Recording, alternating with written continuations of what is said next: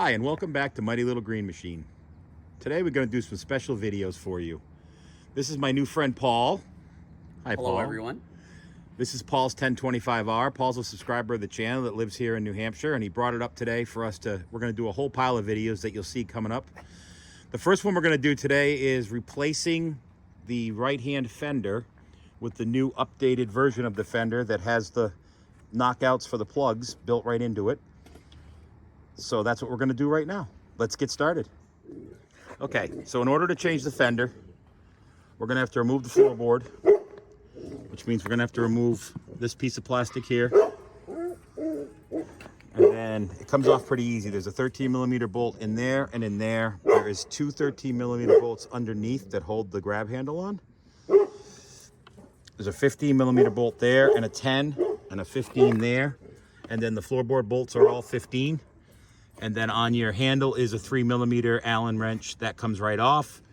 Your handle over for the mower height just pulls right off, as Paul just showed you. That was the easiest part of the whole job. So let's start taking this thing apart.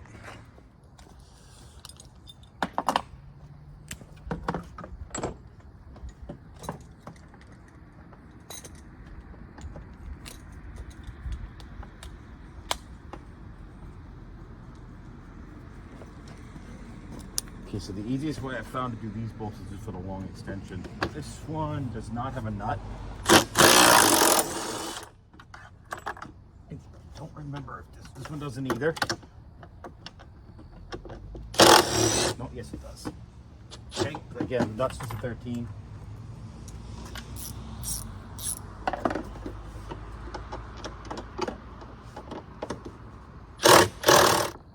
And then this has to come out, but that has the bushing. Yep, there's one bushing under each side.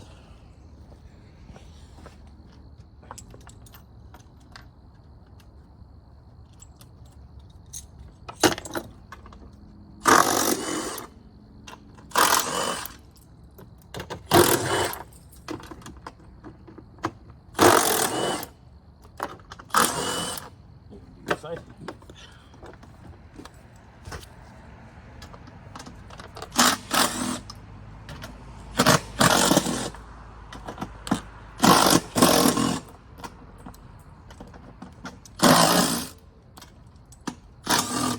While we have this off, I'm going to do the elusive U-joint grease fitting underneath this. Okay, sounds like a plan.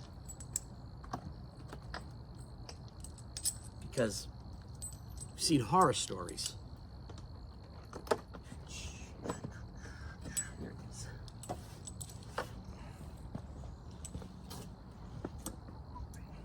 Okay, so we're going to have to remove this light because we're going to have to transfer it to the new fender. That's just a 13 as well. Of course, you're not going to come off.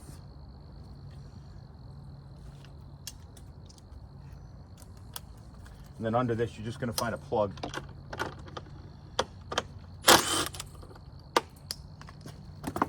Acorn nut. Yep.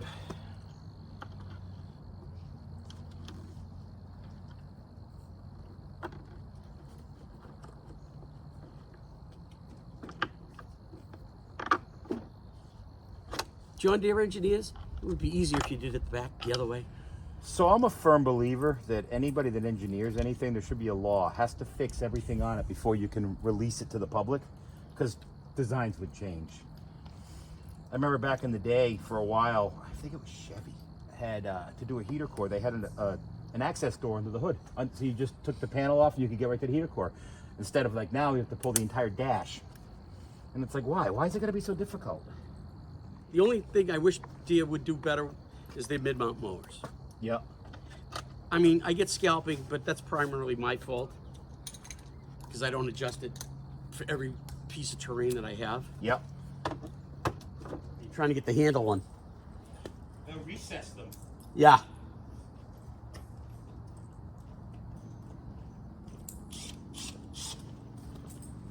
As you can tell, I also put a small spacer on. Yeah, I had to have it. When I first got my 20, before I had the spacers, the thing scared the hell out of me. Yep. Same with the 10. And then once I got the spacers, unfortunately, you start to become too confident.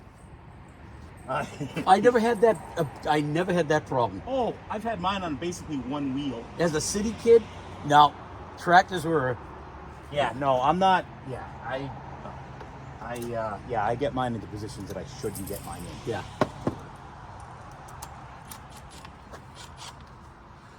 My neighbor is a irrigation guy, and he's been a farmer his whole life. Yep. And he goes, "Just be careful. These things do tip over." And I went, "Thank you for the." You got a 13? That might more than one bolt under here. I thought it was a 13.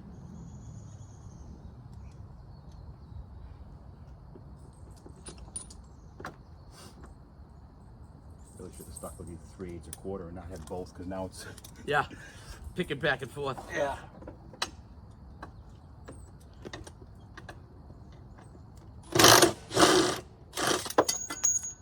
There it is. Yep, that's one. It stops you from losing that bushing. Are we back recording? Yeah, we are. Okay. It's good. We're going to show that right now. Let me see that. So here's a little tip for you that Paul just taught me.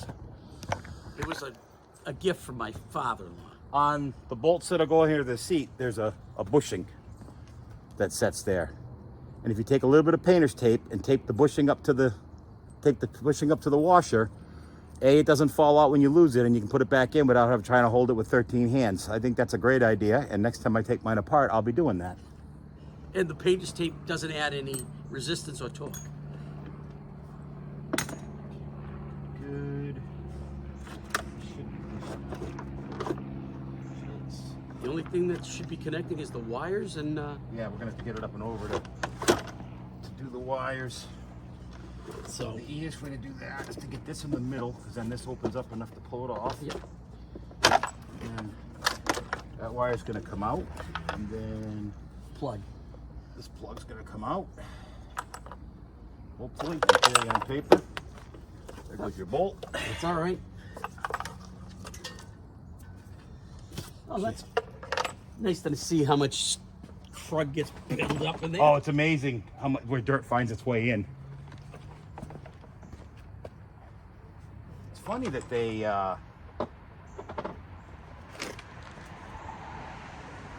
didn't just make the top piece, that they redesigned the whole fender. You know what I'm saying?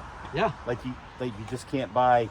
So let me show you guys what we're up to here and why we're doing this.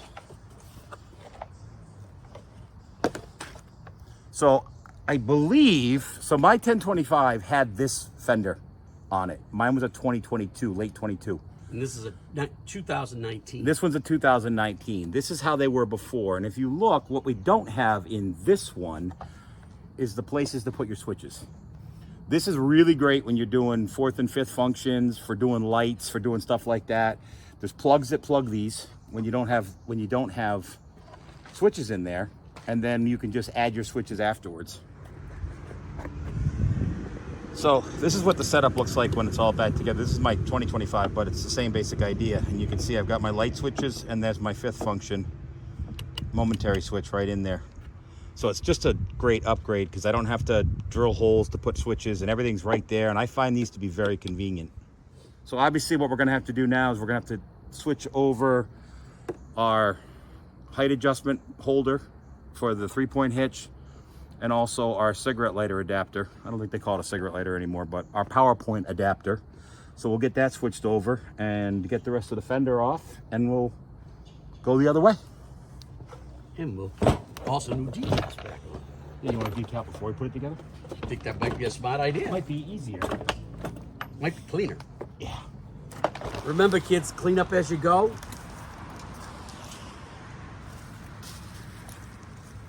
Makes it so much easier when you do that.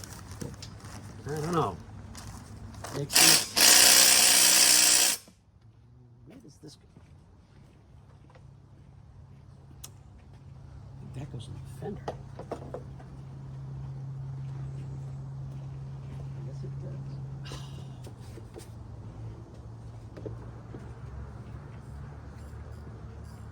Which one you got?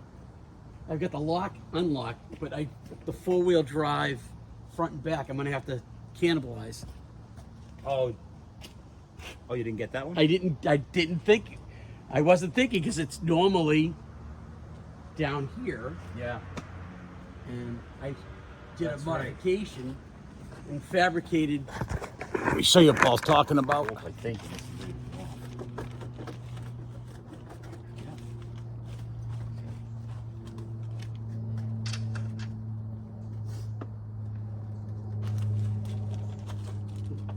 And they do give you covers for For the plugs. Yes. Yes. the whole kit came. So everything was complete when Paul bought the kit. And I did get this from greenpotstore.com. Is that a shameless plug? Nope, not at all. So I don't have a discount code on there, but there are other websites that do if you want. And Paul's going to be putting... So Paul also ordered... It does not come with decals. So if you're like Paul and I, and you like everything to look like it or did when you got it, you need to order the decals separately. You can also order those on Green Parts Store. So that's what Paul's going to do now before we put it on, because I think it'll be much easier than doing it after.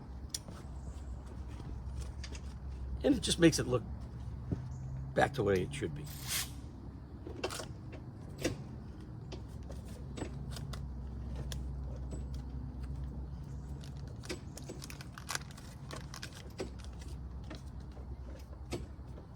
Change the battery in this.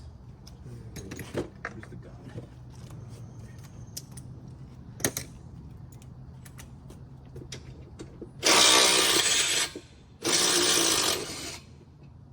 There we go.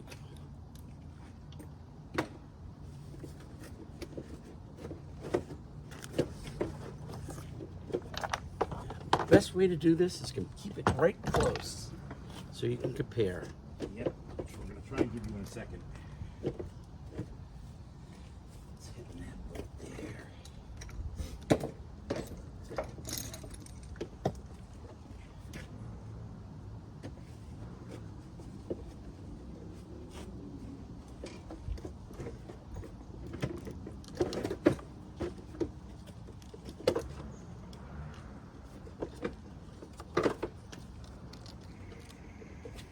I think, Paul, Yes? I think we're going to remove this bolt. Because Well, let's do that. So I think we're going to take that right out of the equation so we don't scratch here. I like that. So let me show you guys what I'm talking about. Right here, there's a bolt. When you try to pull the fender off, it actually hits it. And you can get around it, but it's going to scrape it at the bottom. So I'm going to pull this. This just holds the cross brace between the rocks. I'll just pull this bolt out so it's not going to It's at the height anyway. You should be able to... Oh, that's tighter than I thought. Okay. Well, I did bring a 10 out, so hold on.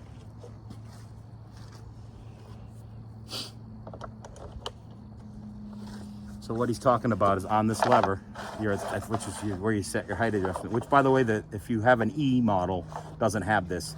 This is really, really convenient when you're running the box blade or your landscape rake or anything like that. So you can, once you find the right height, you can lock this in. You know what I noticed about this? What's that? There's a fair amount of corrosion. Yeah, there is. I've never used mine. Have you used yours? Yes, actually I do. Threads into this block, and then that nut is just a lock nut that keeps it from coming out. So this I'm just gonna...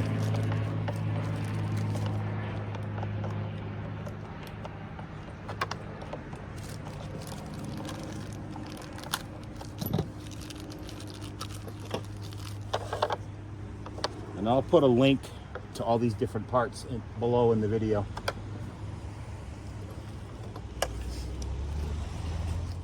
Okay, so we're going back together. Now, one thing that I want to make sure, because I've done this wrong, this lever here that we already talked about for setting your height needs to go in front of your 3-point hitch lever, control lever, not behind. I've put it back together behind, and you have to take it all back apart to fix it. The other thing is if you put the lever in the center of this, it's easier to get it over it because it's more pliable there like that. Now, set it back here. I want to make sure the wires stay up in our little hole there. Nice. You can do whatever you want. It's your tractor. I don't know. I'm just trying to make sure it stays in the groove. Yeah, I know. That's what I wanted to do too. We're on something. It's right here. Oh, I have to That wire's on the wrong side. Okay, we'll put it apart again. And this has got to go up and over. There we go. Ow. Yeah. There we go. That's better. Much better. Much more better. Okay, and there's the light. Which actually would have been easy to put on before we put it back on, but that's okay. So now we'll put our handle back on, and then we can put our tire back on. Okay, so fender's back on. Now we got a couple of things. You'll notice the light's not back on, but that's because we're going to be doing another project today that you'll see in a later video that I'm not going to tell you about yet. But so the new fender's on, and now Paul has his light positions, so we can add in his extra hydraulics when it comes time to do that. Springtime. So, fairly, Paul, how much were the parts to do all that? This? Yeah. Oh, under 150. It was like $125. Yeah. So for $125, he just turned his 2019 into a 2023, just like that. But I also have the single point connector too. That was a big addition. He added that as well, which now came standard on my 2023 2025. I don't know if it's on the 10s. I think it is. It is. So that's a standard feature now. But this is an absolute great add-on. It just, you don't even have to get off the seat at this point now to change. You take your loader off or put it back on again. It's convenient. Yeah. My hands are getting really hard to use early in the morning, and taking these quick connects on and off, sometimes with the pressurized and the heat, terrible. This has made it life-changing. Very, very simple. And now they just came out with the 6-position one. Yeah. So Of course. if you're going to order it going forward, I would order the one with 6 positions. With what that does, it takes your third function and moves it up there as well. I mean, Paul and I have both talked about it. He's happy with his 4. Doing the third function is not a huge deal. Same on my 2025, not a huge deal. But that's it for this video. Thanks for tuning in. We'll see you next time. Everyone. Like, subscribe, and hit that thumbs up. Thank you.